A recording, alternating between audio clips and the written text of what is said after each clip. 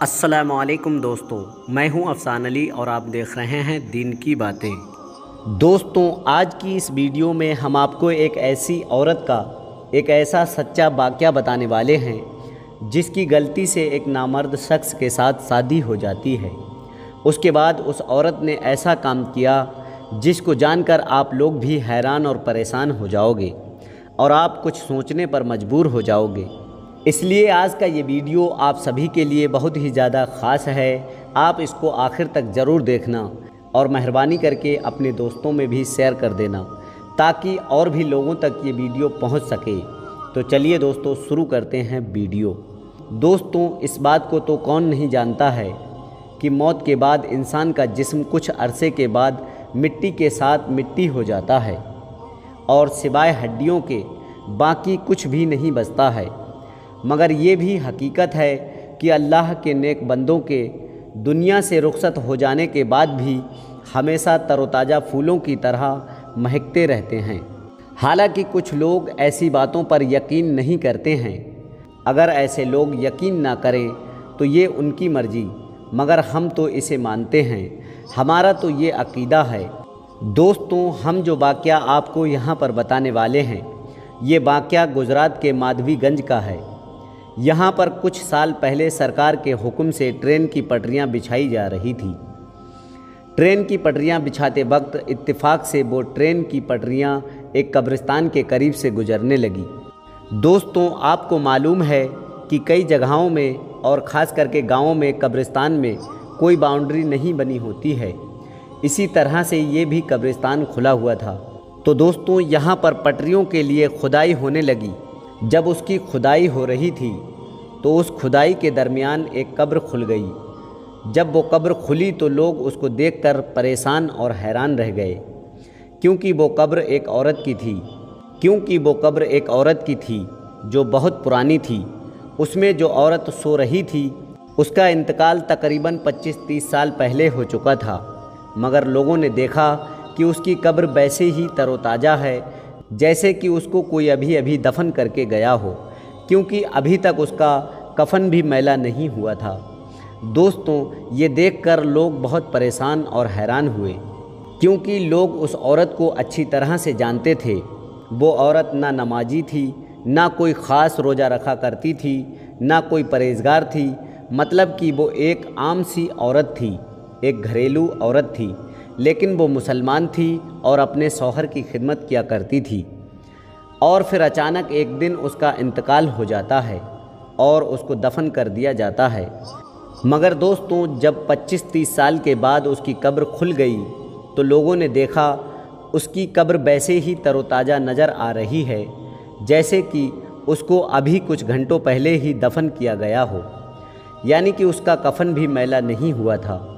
اور اس کی قبر کھلتے ہی ہر طرف خوشبو پھیل گئی۔ یہ دیکھ کر سب لوگ حیران ہوئے اور یہ سوچنے لگے کہ ایسا کیسے ہو سکتا ہے۔ یہ عورت تو کوئی خاص عبادت کرنے والی بھی نہیں تھی، مگر اس کا شوہر ابھی بھی زندہ تھا۔ لوگوں نے مشورہ کیا کہ اس کے بارے میں اس کے شوہر سے ہمیں معلوم کرنا چاہیے کہ آخر معاملہ کیا ہے۔ خیر، اس عورت کی قبر کو واپس ڈھک دیا گیا اور ریل کی پٹریوں کو دوسری سائڈ سے نکال دیا گیا۔ دوستوں، اس کے بعد لوگ سیدھے اس عورت کے گھر پر پہنچے۔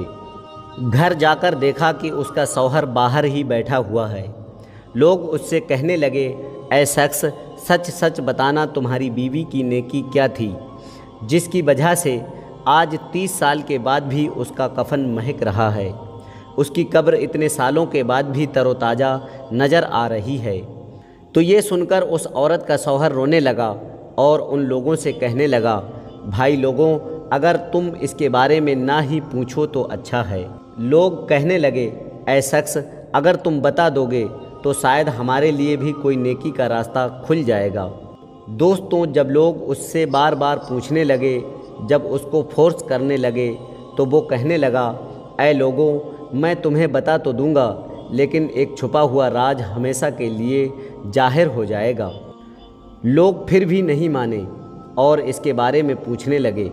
تو پھر اس عورت کا شوہر روتے ہوئے کہنے لگا، میری جب اس عورت کے ساتھ میں شادی ہوئی تھی تو وہ میری خوشی سے نہیں ہوئی تھی، میرے ماں باپ نے زبردستی اس عورت سے میرا نکاح کرا دیا تھا، جبکہ میں شادی کے لائق نہیں تھا اور میں شادی بھی کرنا نہیں چاہتا تھا۔ آپ سمجھ گئے ہوں گے کہ وہ کیا کہنا چاہ رہا تھا۔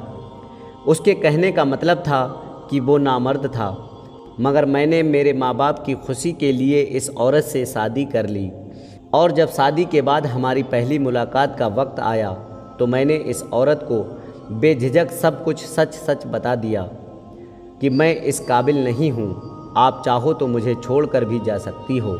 لیکن اس عورت نے صبر کیا، اور اس کا حال یہ تھا کہ یہ میری بیوی زندگی بھر کڑوے گھونٹ پیتی رہی، مگر اس نے میرا یہ عیب کسی کے سامنے ظاہر نہیں ہونے دیا، یعنی کہ اس نے میری اس بات کو زندگی بھر لوگوں سے چھپائے رکھا۔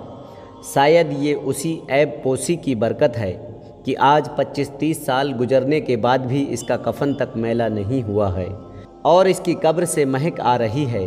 تو دوستوں، یہ ہے کسی کے عیب چھپانے کی برکت، یعنی کہ کسی کے عیب پر پردہ ڈالنے کی برکت۔